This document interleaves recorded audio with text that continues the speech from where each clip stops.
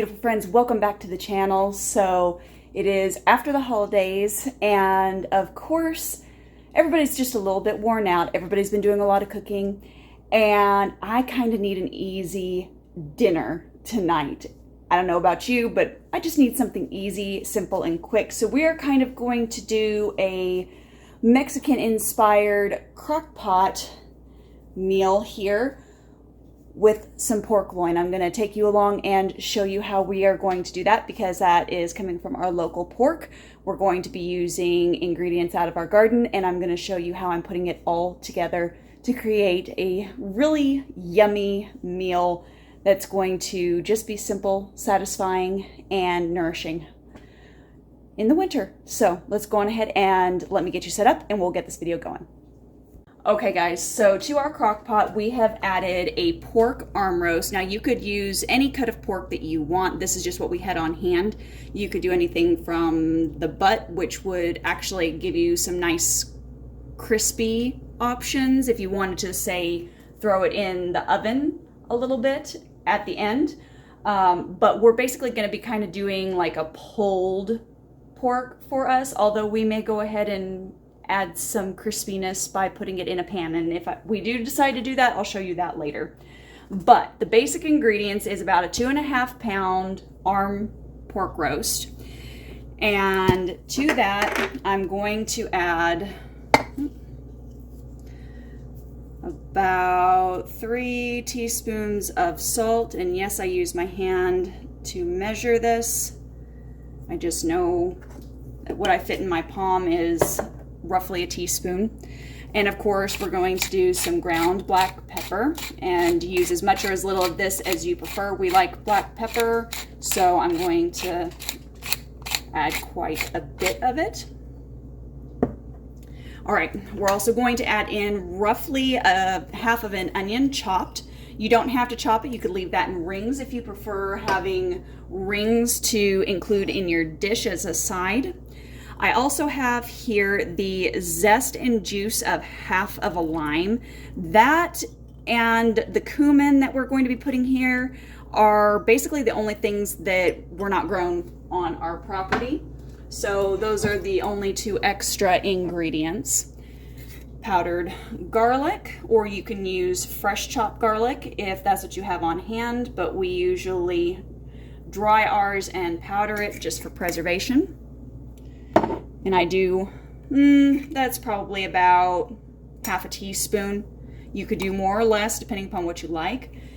And I'm going to add the cumin in. We like a lot of cumin. This gives it that nice kind of smokiness. So I'm going to do about 3 teaspoons here. We're also going to be using our freshly dried Mexican oregano. So we grow this here in our garden.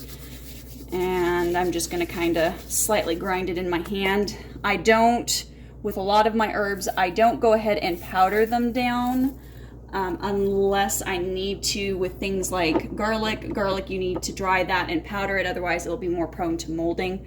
But my whole leaf herbs, I don't do that with, just because it helps it to retain a lot of the health benefits that are in the oil of the leaves naturally. So I did probably about 2 teaspoons worth of Mexican oregano, and Mexican oregano, as a note, is a little bit spicier. So if you like less spice, go on ahead and lower the amount of spiciness by just reducing some of these herbs that I'm including. So we also have red pepper flake. This is from our peppers here, and maybe 1/8 of a teaspoon. I want a little bit of warmth, but I don't want to kill us at the same time. And then, of course, we have our hatch green chilies that we've dried, and I'm going to do about the same amount, so roughly 1/8. Now, of course, if you like more spice, you can add as much as you like to this. That is completely and totally up to your taste. Now, to all of this, I'm going to go on ahead and I'm going to add roughly a cup of water. I don't necessarily want the whole roast submerged, but just enough to help keep it moist and to get all of the ingredients going and melding together. Now the next thing we're going to do, obviously, we're going to put the lid on and we're going to turn this baby on, and we're going to do 4 hours on high, and we'll see you back here later this evening for this meal, and you'll get to see how it turned out then. Okay guys, so it has been 4 hours and it smells amazing. It's done. So now what we are going to move on to is we are going to make some homemade tortillas, and these are really, really easy to make at home. All that's really required is basically equal amounts of flour, which is a masa flour, and then water. Now, of course, that's going, yeah, and then like a pinch of salt.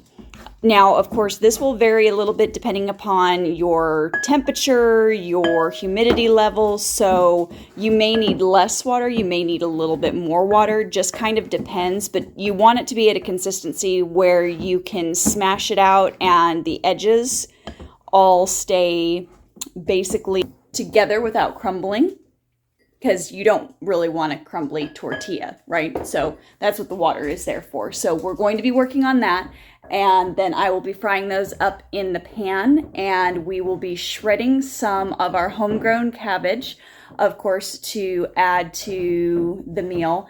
So basically we're making, in effect, a form of street tacos, and it's gonna be a very amazing meal. All right, so chopping the cabbage, we're just basically going to kind of make little wedges because we're going to kind of just pull the shreds apart to top off the tacos with.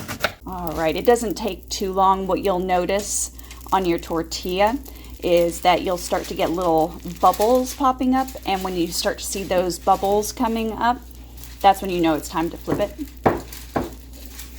Usually takes around, I don't know, 40 seconds, and then probably about the same amount of time on the other side.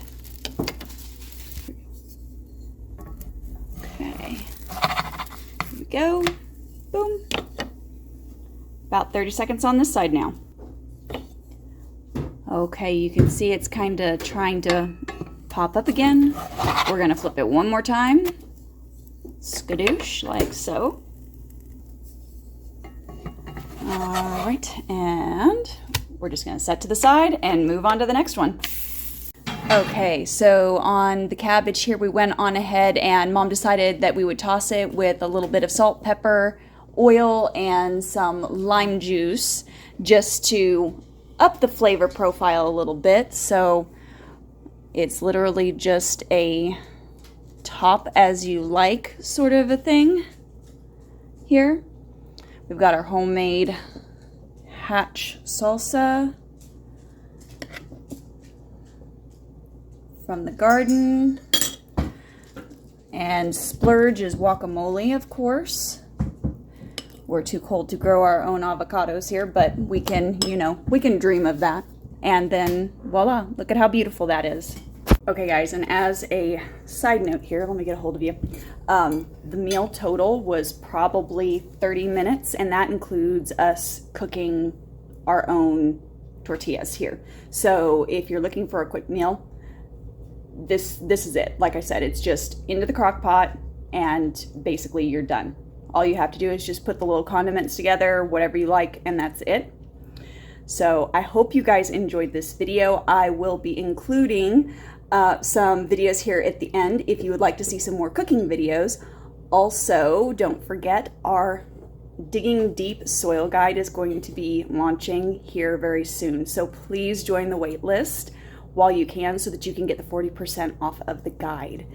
So that way you can really get into your soil and really get the health and vitality going in the soil that you need for this coming growing season, because we're getting close to that point.